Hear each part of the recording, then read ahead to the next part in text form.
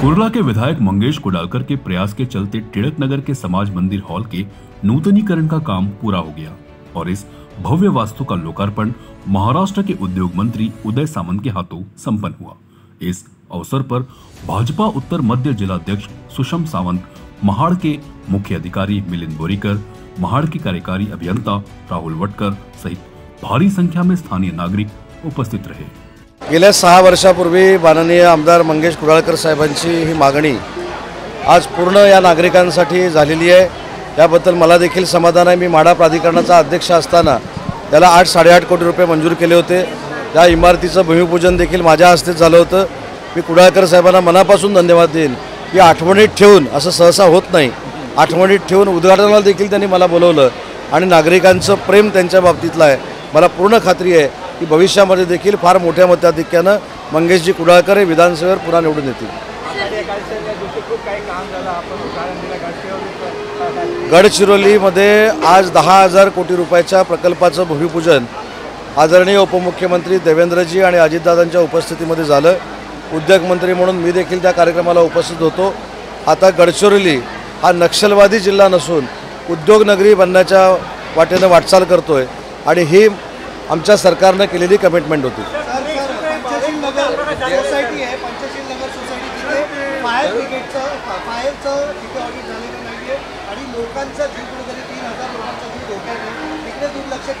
मला माहिती नाही, पण मी माहिती घेईन आणि अशा प्रकारचं जर काय झालं असेल तर त्याच्यावर काय करायचं याच्यावर नक्की सकारात्मक मार्ग काढला।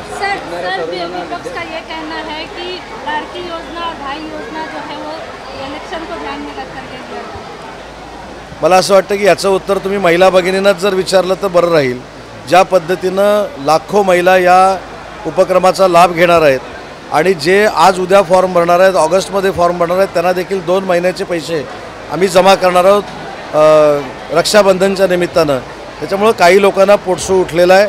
आपली सत्ता फार मोठ्या फरकाने येत नाही हे त्यांना माहिती झाल्यामुळं आमच्या ते योजना बदनाम करतात। मी स्वतः रात्री 12:30 वाजता त्या सगळ्या लोकांना भेटून आलेलो आहे। 5 लोकांचा त्याच्यामध्ये मृत्यू झाला आहे, 2 गंभीर होती आणि ज्यांना उपचार करायचे होते ते देखील उपचार केलेले आहेत। स्वतः माननीय मुख्यमंत्री एकनाथ शिंदे साहेबांनी देखील त्या MGM हॉस्पिटलला भेट दिलेली होती आणि त्यांनी देखील सरकारमार्फत अभिवाचन दिलेलं आहे।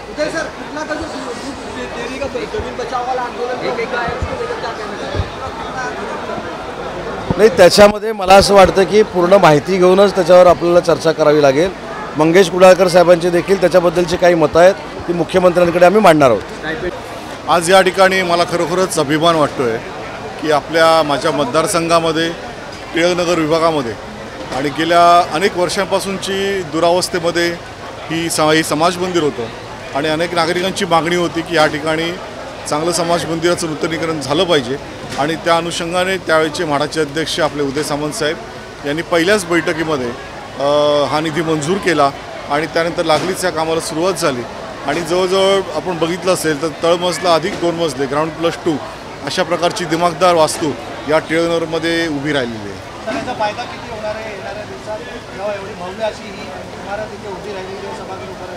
हे या समाज मंदिराचा उपयोगच मुळी समाजासाठी आहे आणि मुळातच म्हाडाची ही वास्तू असल्यामुळे या ठिकाणी निश्चितपणानं समाजासाठी विविध घटकांसाठी विविध जे क्षेत्रामध्ये उल्लेखनीय कामगिरी करणाऱ्या अशा सर्व व्यक्ती, मंडळ, संस्था हे निश्चितपणे या समाज मंदिराचा लाभ घेतील असं मला निश्चितपणाने वाटतं।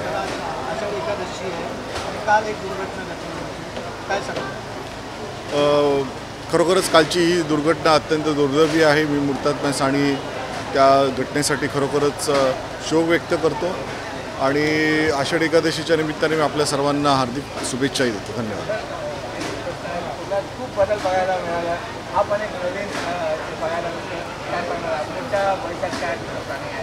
अजूनही बऱ्याचशा संकल्पना आहेत, बरेच संकल्प या ठिकाणी केलेले आहेत आणि त्या अनुषंगाने निश्चितपणाने पुढची माझी वाटचाल कारवाई सुरू आहे।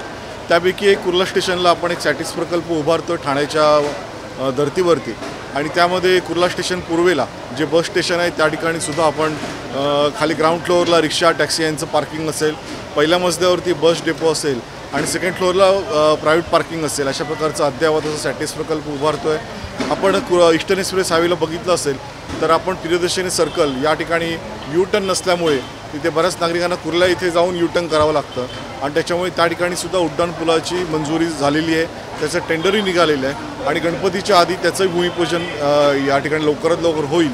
त्याचप्रमाणे चुनावटी फाटकामध्ये सुद्धा उड्डाणपुलाची प्रस्तावित उड्डाणपूल आहे, तर ते सुद्धा अंतिम टप्प्यामध्ये आहे. त्याचंसुद्धा लवकरात लवकर भूमिपूजन करून तेही काम लवकरात पूर्ण करून आपल्या सर्वच नागरिकांना ते उपलब्ध करून द्यायचा मागच आहे. आगीची घटना नेहमीच घडत असते. अशामध्ये पंचशील नगर सोसायटीमध्ये 3000 कुटुंब राहतात.